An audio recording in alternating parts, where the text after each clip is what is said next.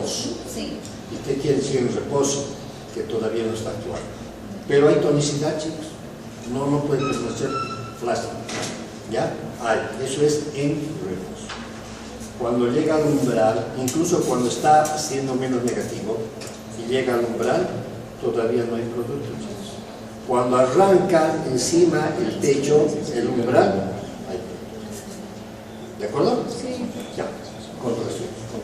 Ya, sigamos. Existen tres factores que hacen el despolarizamiento de las membranas.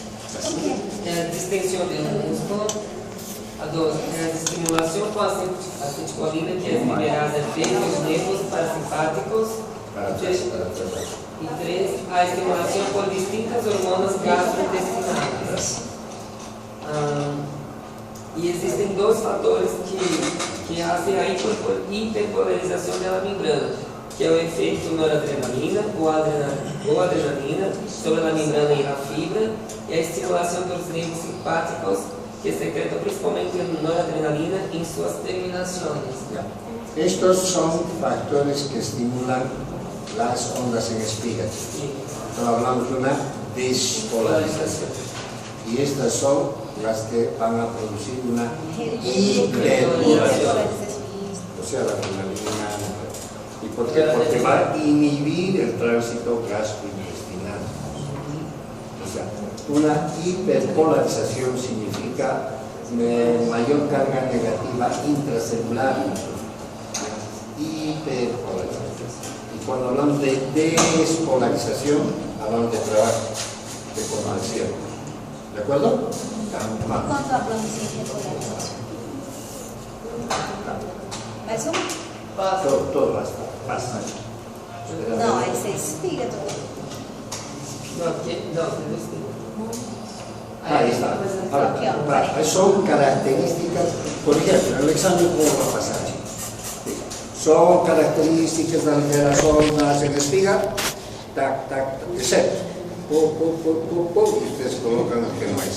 Estas son las ferramentas. Uno. É o potencial de reforço da membrana, possibilidade de gastrointestinal de menos 40 mV, menos 50 hasta menos 60. A frequência dos potenciais de espiga, que suele oscilar entre 1 a 10 espigas por segundo, e os canais de sódio de cálcio sódio. Ahí vamos a tocar otro tema. Ya les he dicho, no importa que tardemos, el asunto es de que entiendan. ¿Listo? Cuando hablamos de una fibra nerviosa o una fibra muscular, es importante el sodio y el potasio a través del ATPasa, potasio y sodio. ¿Se acuerdan, no? Porque el sodio, siendo un catión positivo, entra dentro de la célula, cambia la carga iónica de la célula y se produce una despolarización. Cuando hablamos de musculatura lisa, ¿cuál es el ion importante? Calcio. Ya. El sodio en menor cantidad y el calcio sí. ¿Y el calcio es un catión o es un anión? ¿Por qué? Tiene que tener seguridad. Porque é positivo. Eso. ¿Qué es un catión? ¿Qué es un anión? Muchos no deben saber, pero tienen que tener la seguridad. ¿Ya? Entonces, este cambio catiónico que hay con ingreso de sodio o de calcio cambia la carga iónica intracelular, produciendo una despolarización. Y al producir una despolarización hay trabajo. ¿Listo? Y eso en la musculatura lisa implica una llegada al techo que son menos 40 milivoltios. Desde menos 50, ahí está. Por menos 40 es el potencial de membrana y reposo. De dónde a dónde es de 50 a 60. El promedio es 40, de menos 40. ¿Ya? Y ahí comienza, ese es el techo. Y ahí comienza el potencial de membrana en acción. Ahí es donde van a tener secreción, propulsión, todo trabajo intestinal va a ser a partir de menos 40 milivoltios. Es el techo, el limbo. Então, depois de menos 40, entra o potencial de ação. No, si es en menos 40, es más despolarizable todavía esa célula. Por ejemplo, más, porque cuanto menos negativo es más excitable cualquier célula. Ejemplo, cuando hablamos de la neurona, en el cuerpo neuronal hay un potencial de acción. Pero en las dendritas se vuelve menos negativo, menos 40, menos 20, menos 10, a medida que se irradia, ¿no? ¿Con qué objetivo? ¿Cuál es la función de las dendritas? Captación de información. Entonces tienen que estar hiperexcitadas estas dendritas para captar. O sea, cuanto menos negativo, más excitado. No se olvide. Cuanto más positivo, hiperpolarizado. ¿Listo? Ya, sigamos. Vale. Una parte de nuestros músculos, como la parasitación intestinal, produce contracción tónica. Estas contracciones son continuas y no asociadas al ritmo eléctrico para subveladoras lentas. Sus intensidades pueden aumentar o disminuir las contracciones. Aumentar o disminuir, mas a concentração se mantém. Ela obedece aos potenciais em espigas repetidos e contínuos de uma forma que quanto maior seja a frequência, maior será o grau de contrações. Em outros casos, esta contração tônica se deve à ação das hormonas e também à entrada de íons de cálcio dentro das células dos campos de potenciais de ação, ou la membrana. Ya, es lo que hemos hablado. Ahora, esto de acá también hemos hablado. Cuando se despolariza y cuando se hiperpolariza, ¿no? Hablamos de factores que van a despolarizar y factores que van a hiperpolarizar. ¿Cuáles son los despolarizantes? Acetilcolina, distensión del músculo, trabajo del parasimpático, todo eso. Son excitantes, y los otros son inhibidores. ¿Cuáles? Hablamos de una adrenalina, noradrenalina, que son simpáticos, neurotransmisores simpáticos. ¿Ya? ¿Qué? Paz.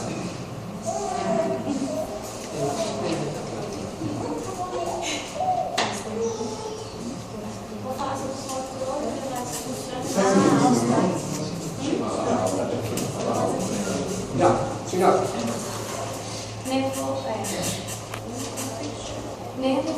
Sistema nervoso entérico. O sistema nervoso entérico é uma subdivisão do sistema autônomo. Ele é encarregado de controlar diretamente o sistema digestivo. Se encontra aí ele se divide em dois plexos, o plexo mientérico e o plexo submucoso. Os dois se encontram desde o esôfago até o ânus, no esfíncter externo. Tá. O plexo mientérico, que se encontra nas capas musculares circulares e longitudinais do intestino, rege movimentos gastrointestinais, regulando as funções parietais internas de cada capa muscular do intestino. Já o plexo submucoso, ele é responsável pela secreção de hormônios, todo tipo de substância secretada por as diferentes glândulas que se encontram em o sistema digestivo. Tá. Vou falar sobre isso diferente, elas dão origem a várias fibras nervosas. Como ambos os plexos, os gânglios do sistema nervoso central, da medula espinal e nervo vago.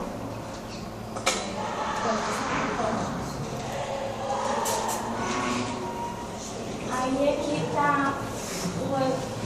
um desenho explicando o sistema parasimpático, sistema simpático, o epitélio, aí os plexos aqui, o plexo mucoso e o plexo mientérico.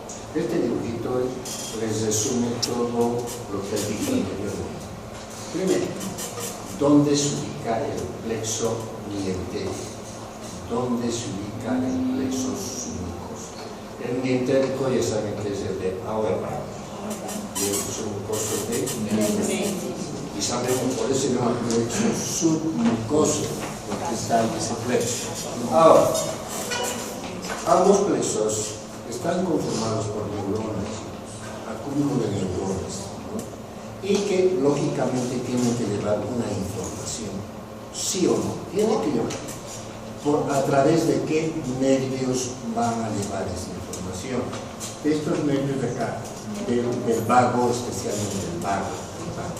¿Ya? Ahora, si se fijan, hay una interrelación entre este plexo y el otro, inclusive con estos receptores del epitelio intestinal. ¿Ya?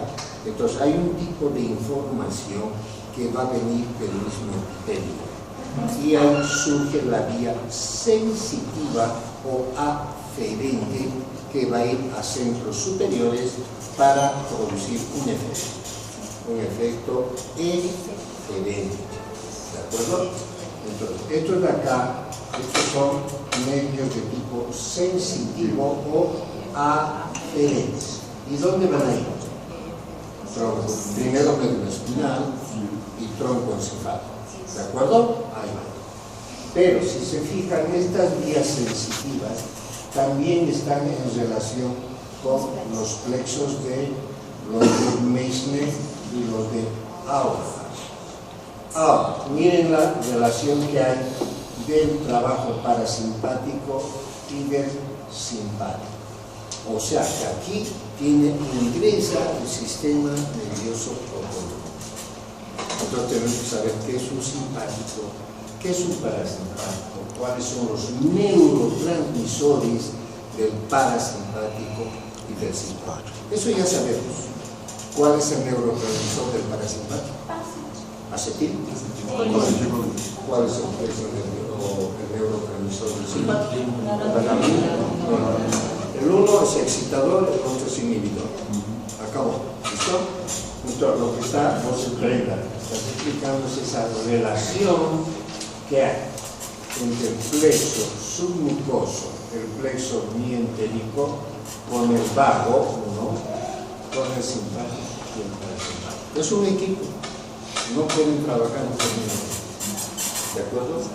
Va a haber recepción, va a haber información, por ejemplo, en una distensión de una vista. O bien cuando hay una sustancia química irritante a nivel del intestino.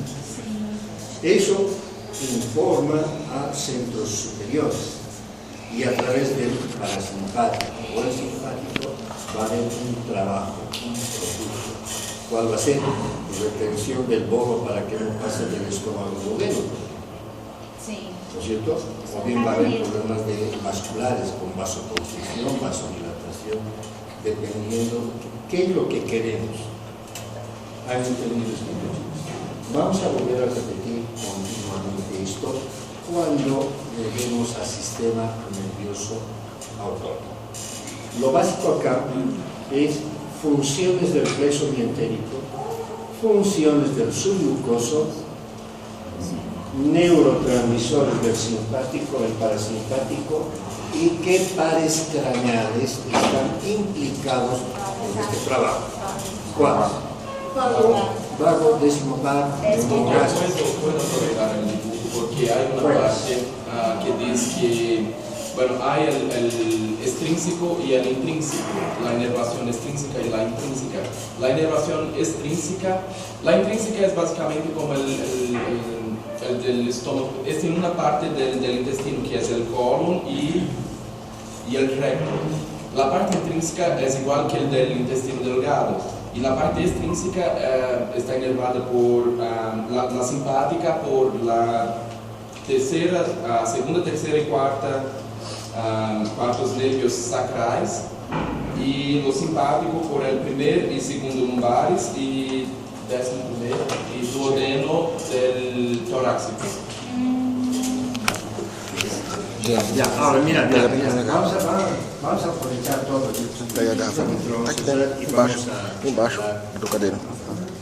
escuela.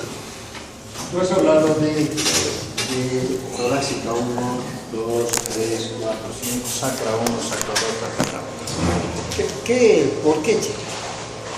El sistema nervioso vegetativo, el autónomo, se divide en dos: simpático, parasimpático. El parasimpático, que tiene que ver mucho con todo lo que estamos hablando, tiene una porción craneal y una porción sacra. Se divide así. Entonces hay nervios que van a salir en la porción craneal a través de pares craneales, ciertos pares craneales. Ahí puede estar el décimo, el noveno par, sobre todo el noveno par, el glosofaríngeo, vago. ¿Listo? Ya. Eso está en la parte craneal. ¿Dónde está mi marcador? Alguien tenía que dar. Yo he dado para que me lo guarden. ¿No hay marcador? ¿Está bien? Ya. Ahora, ¿por qué es importante eso? Porque, como digo, tiene que ver, pero totalmente con el trabajo gastrointestinal. Porque de esto vamos a repetirlo también cuando lleguemos al sistema nervioso autónomo. Entonces, cuando hablamos de un parasimpático, ¿ya? Hablamos de una porción craneal o cefálica y una porción sacra. ¿Listo? La porción cefálica está a nivel del tronco encefálico, por eso es importante el tronco encefálico. Los orígenes reales de los pares craneales graves del sistema están en el tronco encefálico. Entonces, el origen real del noveno par, del décimo par, ¿dónde va a estar? Tronco encefálico. Entonces, aquí se produce la elaboración parasimpática, ¿no? Y esto va a inervar distintos órganos que están en la parte craneal. Cabeza, iris, qué sé yo, glándulas salivares, ¿ya? Es parasimpático sacro. No, craneal o cefálico. Y este es el sacro. ¿Qué va a ir a inervar? La mitad distal del colon, sigmoides, recto, ¿listo? La parte baja. Si hablamos del sistema gastrointestinal, inerva también la vejiga, uretra, ¿ya? También inerva el trígono, qué sé yo, la parte urinaria. Pero desde el punto de vista gastrointestinal tiene que ver con sigmoides, recto, ¿de acuerdo? Entonces, parasimpático sacro.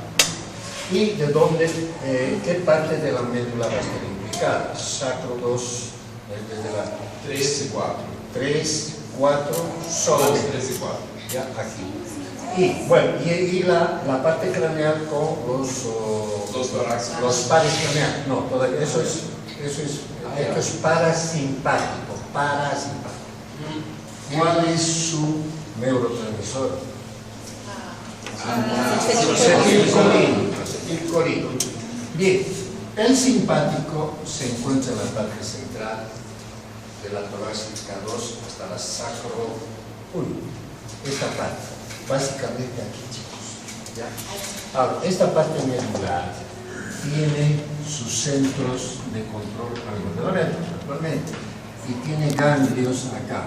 Tiene ganglios prevertebrales y paravertebrales, donde están los cuerpos neuronales. Esto es simpático. ¿Cuál es su neurotransmisor? ¿Ya? Ahora, en el sistema gastrointestinal tiene que ver, como hemos dicho, el simpático y el parasimpático. ¿Cuál es el excitante? El parasimpático. ¿Cuál es el inhibidor? El simpático. Y esto es para el digestivo. Dije, no tocamos lo otro porque tiene otro tipo de trabajo. ¿Listo? Entonces, este es el sistema nervioso autónomo que tiene que ver con el sistema gastrointestinal. O sea, tenemos forzosamente que saber pares craneales, ¿sí o no? Sí.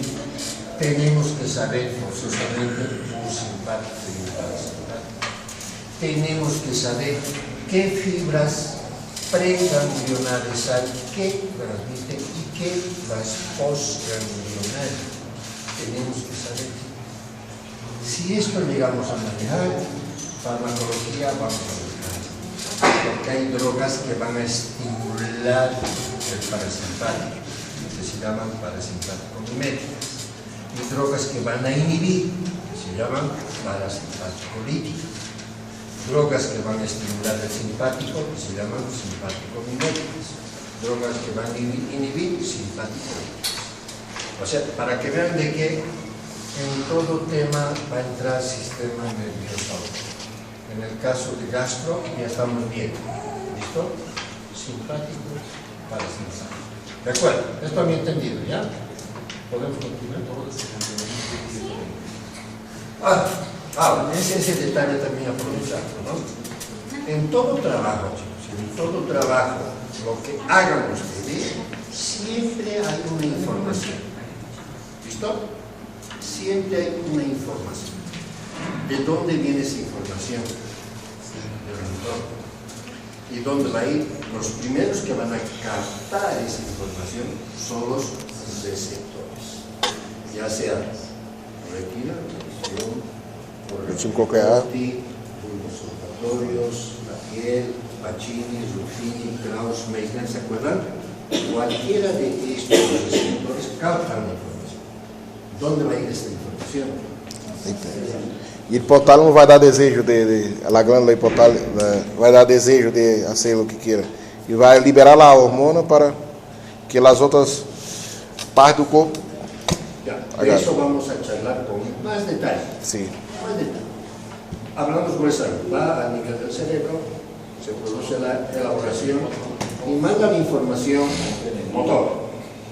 Entonces, la una es sensitiva, nos está captando, la otra es motor. Esta que se llama aferente, Eferente. eferente. ¿Listo? Sensitiva, efectora, motora, lo que quieran llamar. En todo lo que hagas, estás viendo, oyendo, tocando, caminando, secretando, sudando, lo que quieran, tiene un receptor. Y eso tiene que ir. ¿Sí? Y hay un producto que es la parte motor. Básicamente eso. Cuando lleguemos a sentidos, con mayor detalle vamos a ir por partes. ¿Ya? Y esto no escapa aquello, no escapa. Porque igual hay un tipo de información, por ejemplo en el epitelio, donde hablas del plexo, mejor, en el epitelio, la mucosa, que va a viajar a nivel central y después manda una información a los plexos de Meissner y Auerbach. Los de Auerbach, ¿qué van a hacer? Aumenta el trabajo. Y los de Meissner, secreción. Ese es el efecto, no se olviden. Y la parte receptora va a estar en el epitelio, acá. Por ejemplo, irritación del epitelio, distensión de la víscera. Esos son sensaciones que capta el receptor. Esto llega a nivel central y retorna y al intestino. ¿Tienes diarrea o no tienes diarrea? ¿Te emociona o no te emociona? Todos esos efectos son productos. ¿Han entendido eso? ¿Ya? ¿Continúas? ¿O no? Sí. ¿Vos o vos? No, tenemos que. Aquí. Ya. ¿Has entendido bien? Ya, vamos. Doutor,